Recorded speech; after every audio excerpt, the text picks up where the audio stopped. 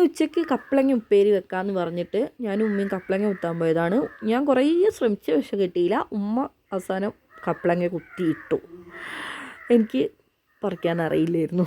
ഞാൻ അങ്ങനെ ഉപ്പ ഇന്ന് ഉച്ചയ്ക്ക് ആവോലി കൊണ്ടുവന്നു. അത്യാവശ്യം വലിപ്പമുള്ള ആവോലി തന്നെയാണ്. അങ്ങനെ ആവോലിയൊക്കെ ഉമ്മാക്ക് മുറിച്ച് കൊടുത്തു. ഞാനിങ്ങനെ കറിയൊന്നും വെക്കാറില്ല, അങ്ങനെ എല്ലാം തട്ടിയടിപ്പിച്ച് കൊടുക്കും. പിന്നെ നമ്മുടെ മത്തൻ്റെ ഇല നുള്ളിയിട്ടുണ്ടായിരുന്നു. അരച്ചും കറി വെക്കാറുണ്ട്, ഉപ്പേരിയായിട്ടും വെക്കാറുണ്ട്. ഇന്ന് ഉപ്പേരിയായിട്ട് വെക്കാമെന്ന് വിചാരിച്ചു. എനിക്കിഷ്ടമാണ് കേട്ടോ ഉപ്പേരികൾ. പിന്നെ ഉമ്മ വേഗം മീൻ കറിയിലേക്ക് മീനൊക്കെ ഇട്ട് ഉച്ചയ്ക്ക് ലഞ്ച് കഴിച്ച്.